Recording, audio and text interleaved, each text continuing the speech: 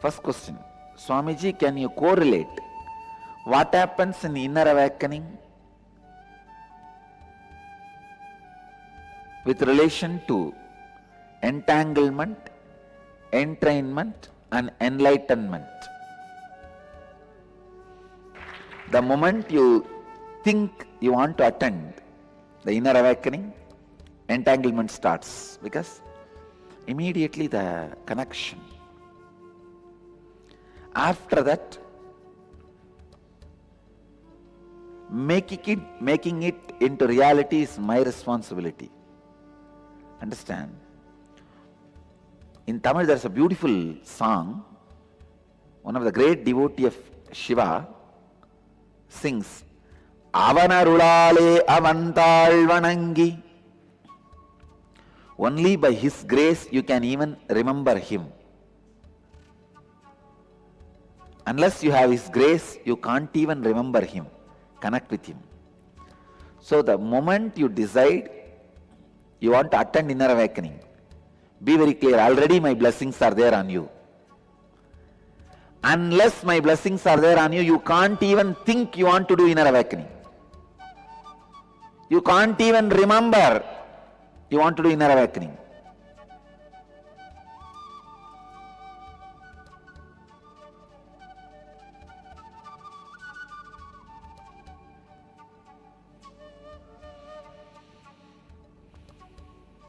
You can't even have the intention you want to do inner awakening. So understand, the moment you think you want to do inner awakening, already my grace, my blessing is there.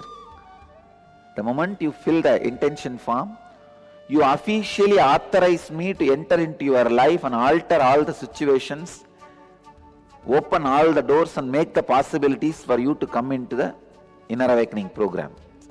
See, intention form is nothing but a giving permission to me. My grace is always flowing in all directions. But grace is always very shy to enter. Can I enter? Will he feel I am intruding? Will he feel my privacy is disrespected? Please understand, many times God is waiting to help you, but he is afraid if he comes inside, you may shout, who asked you to help? Who are you to interfere?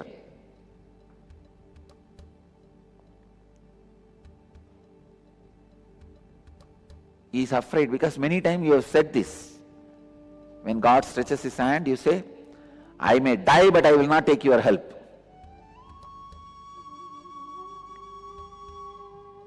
You have your own theories, understandings, concepts.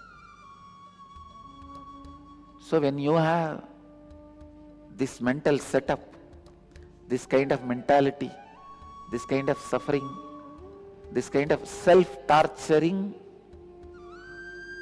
mind, he waits for your permission. Even to grace you, he asks, may I come in? Intention form, signing the intention form is just saying, come in.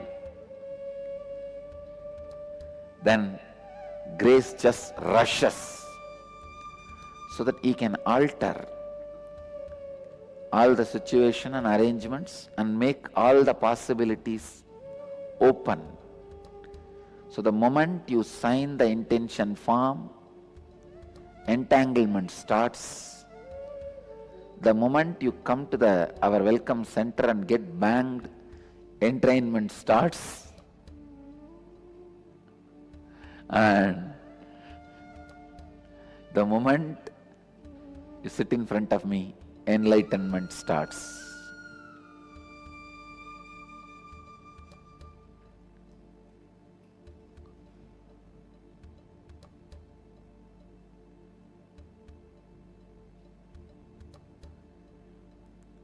One of the greatest speciality of Kailash is welcoming mood. Please understand, Kailash has no security. Only Vaikuntha has security guards. Kailash has only welcome department. Bhutas, they don't have any company. They are waiting for people to come. The moment they come, all 20, 30 of them catch and sit around, and whatever little food they have in their teeth, they take it out and feed. They entertain, take care. And if that guy newcomer feels little bored, they say, no, wait, we will dance for you. No, Kailash has no security department. Please understand. Kailash has no gate, no dwara, no dwarbalaka. Only Vaikunta as dwara, dwarbalaka means gate, security guard. They are called Jaya Vijayas. Kailash has no security guard. Kailash has only welcome center, no security department.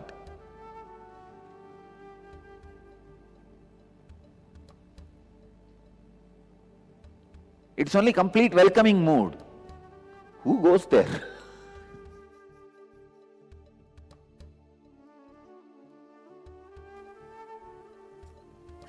So it is very important to know the importance of initiation.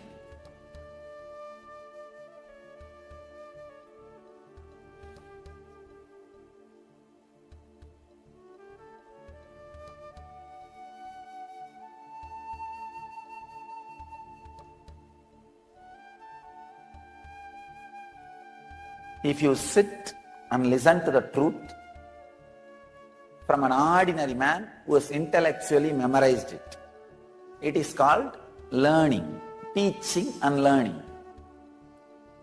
If you sit and listen to a man who himself is practicing those truths, he is called Acharya, you are called Sishya. If you sit and listen to those truths, who has experienced it, he is called Guru, you are a Sishya. If you are listening to those truths from a being whose very DNA is programmed, it is called initiation. He is an incarnation, you are a devotee, it is called initiation. This is what exactly I am doing in Inner Awakening. Every session of Inner Awakening is an initiation. Awakening of one DNA. Every session of Inner Awakening. First working on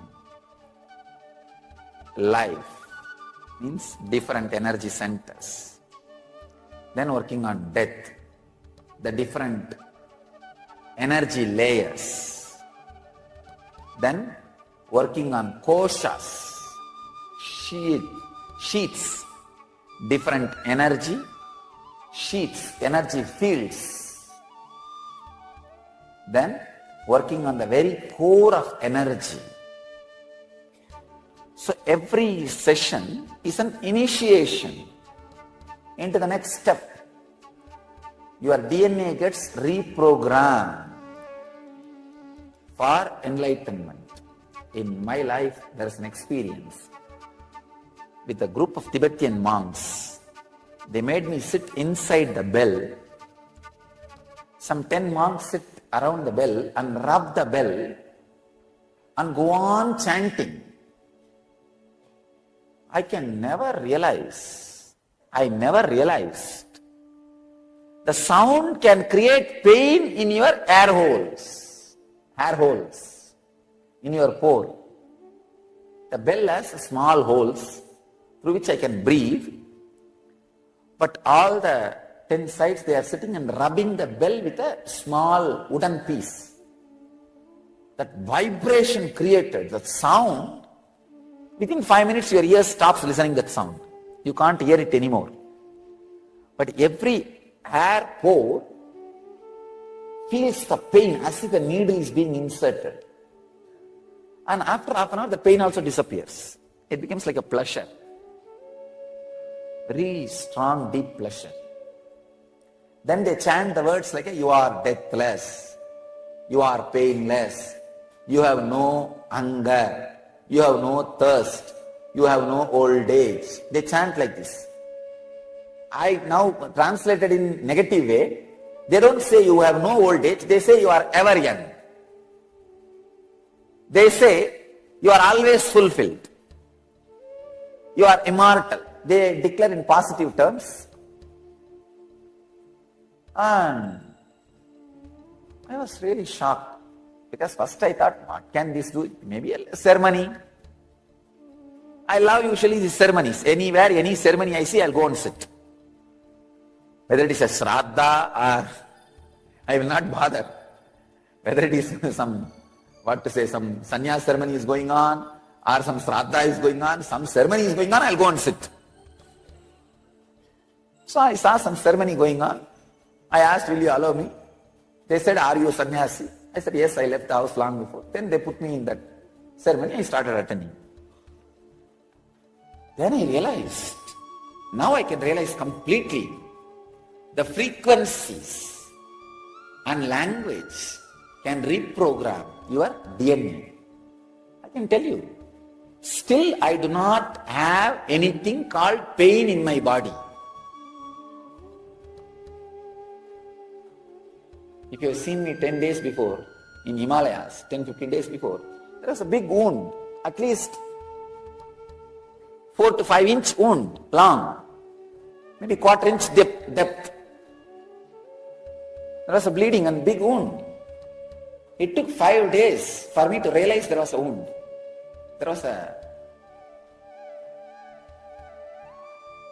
Something has happened to the hand. Some brahmachari saw and told me. By the time it got healed by itself. Even though body is ordinary body, there is no such thing as pain. Still, it takes so much to push the food inside my system, because there is no such thing as hunger. People have to remind me to drink water continuously, because there is no thirst. The DNA reprogramming. The power of DNA is reprogramming.